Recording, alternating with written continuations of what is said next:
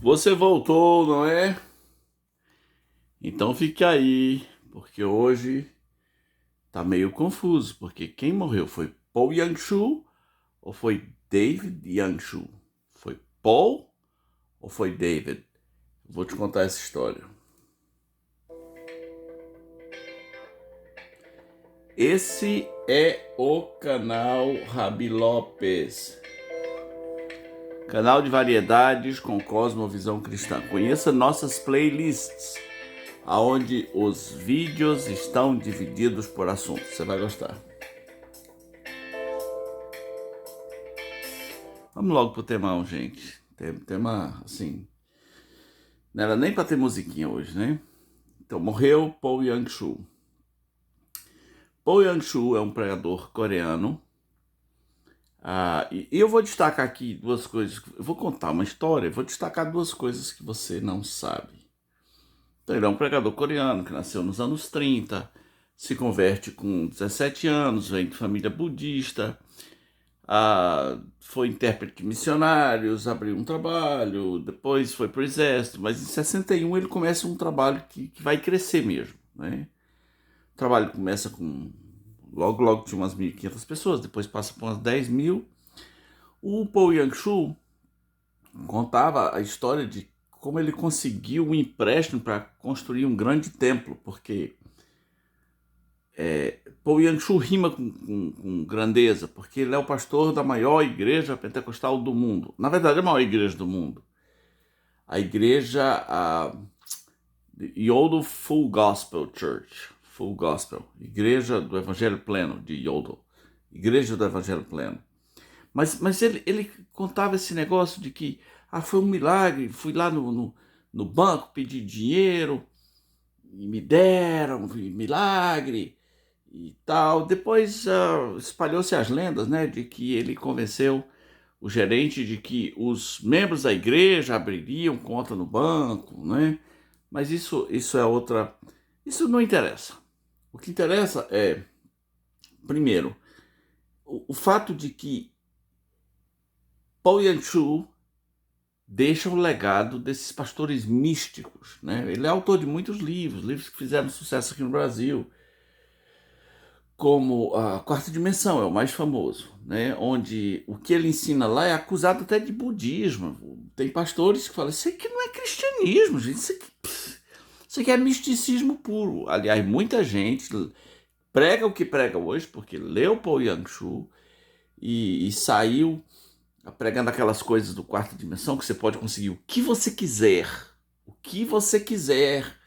movendo o mundo espiritual, incubando, né, no mundo espiritual, engravidando. Vocês que leram Quarta Dimensão lembram dessas expressões, né? Dando à luz a coisas que virão, né?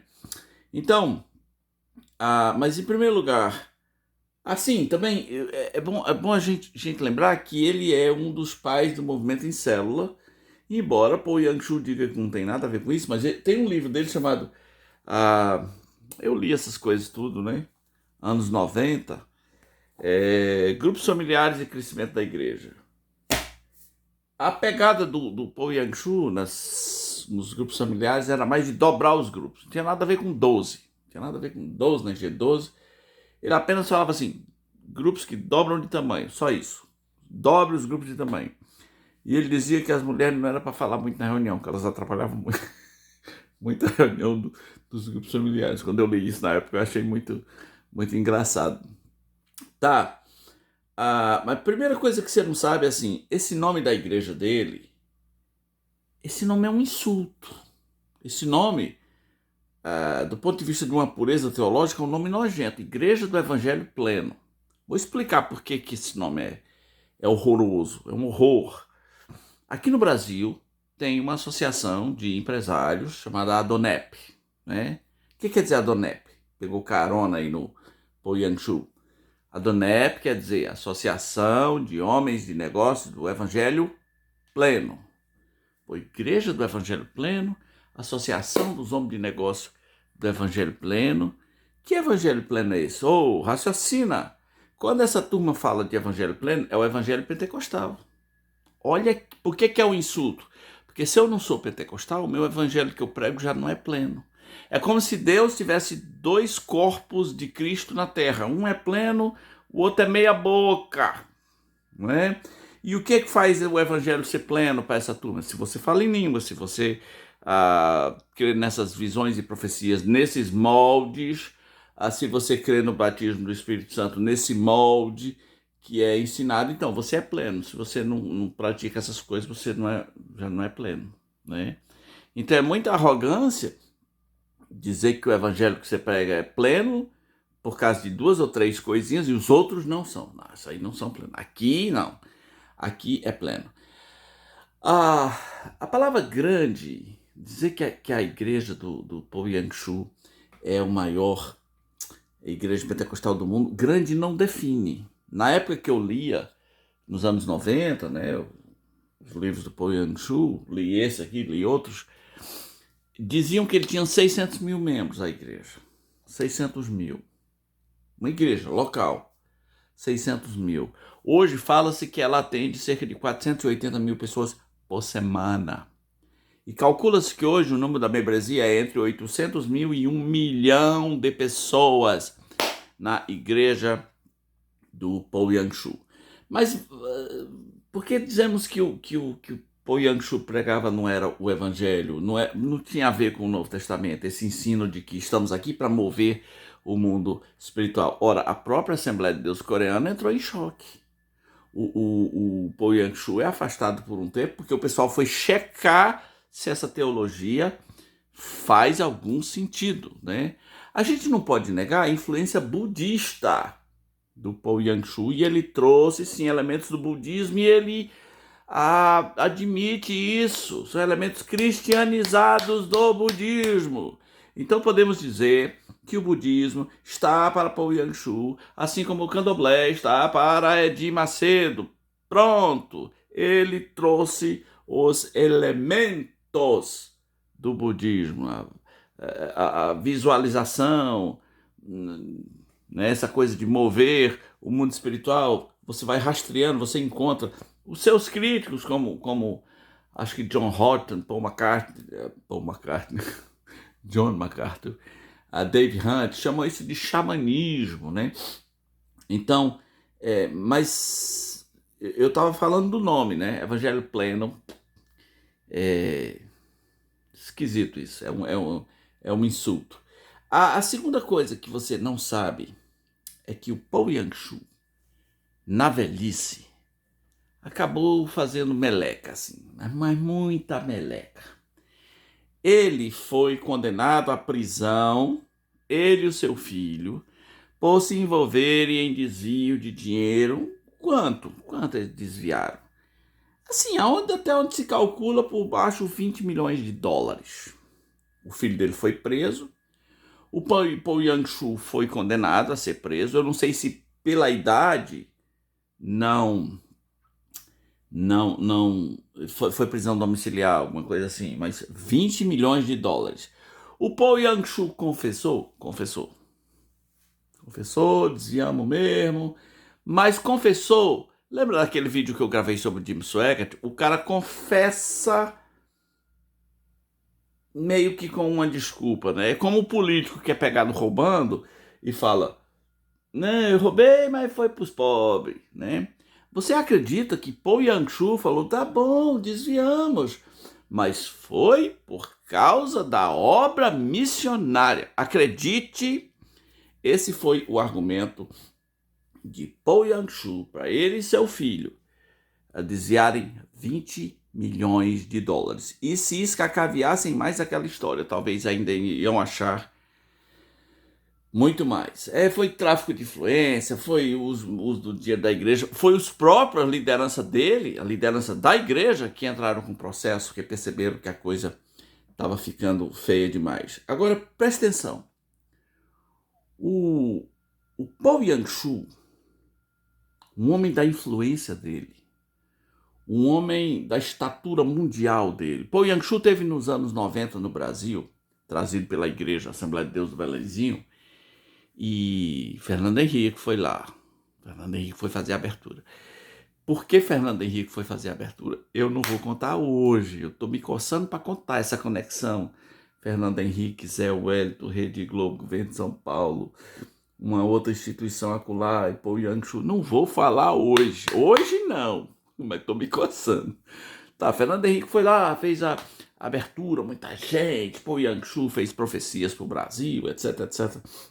Mas olha só, um homem desse, sendo pastor de uma igreja de 1 milhão de pessoas, que tem dinheiro saindo pelo ralo, começa a desviar dinheiro e diz que é por causa da obra missionária. A obra missionária deles já é gigantesca. Eles têm 500 missionários espalhados pelo mundo. Sabe quantos pastores tem a igreja do Paul Yang-Shu?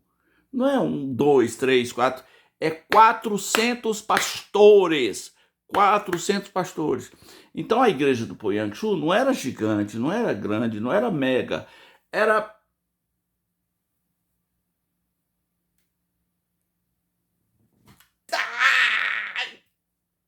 Paul Yang-Shu.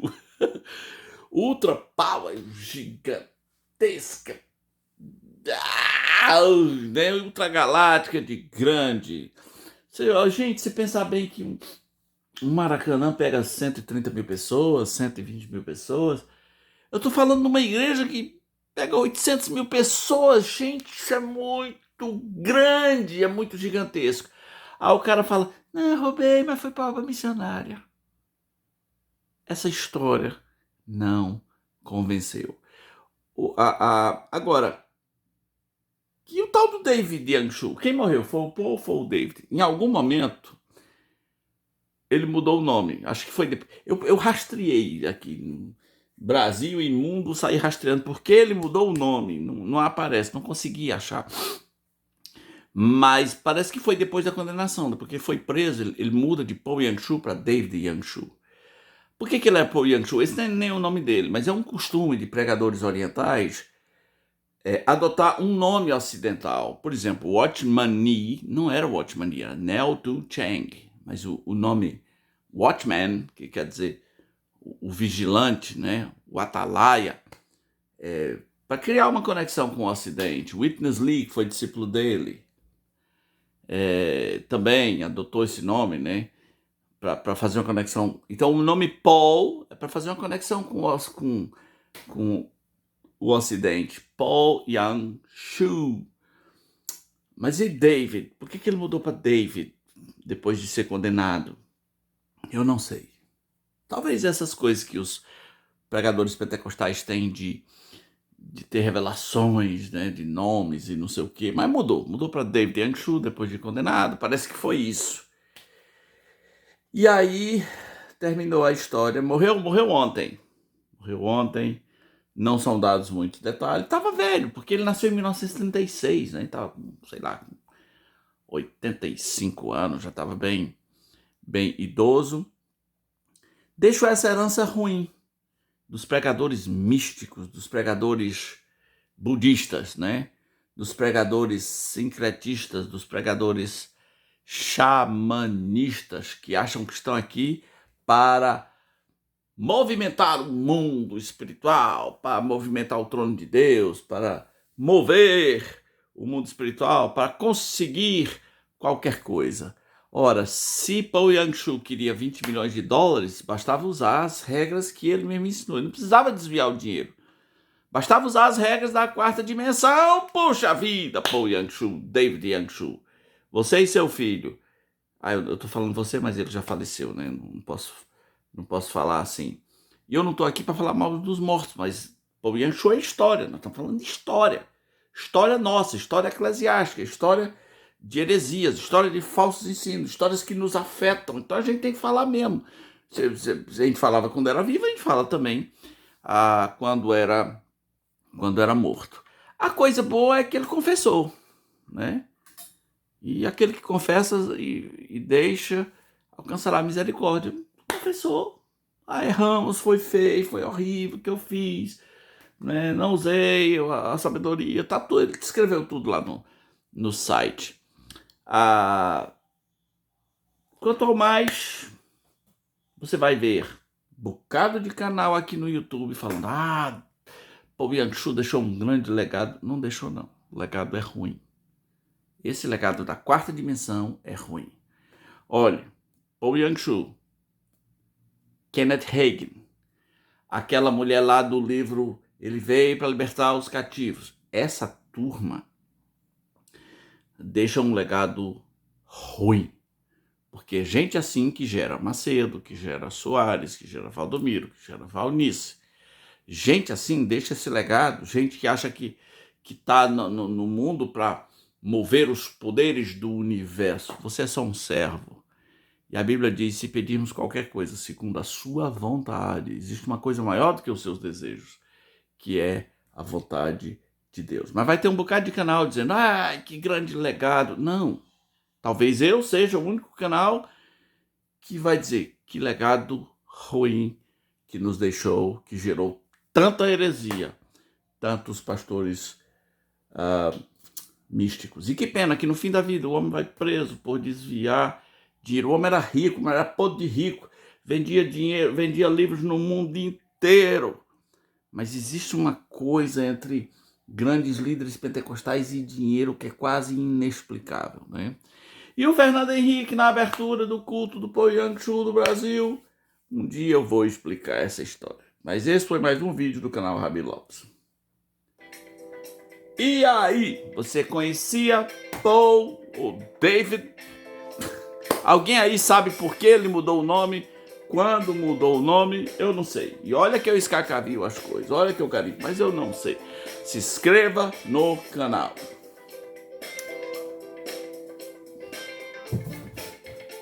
Valeu!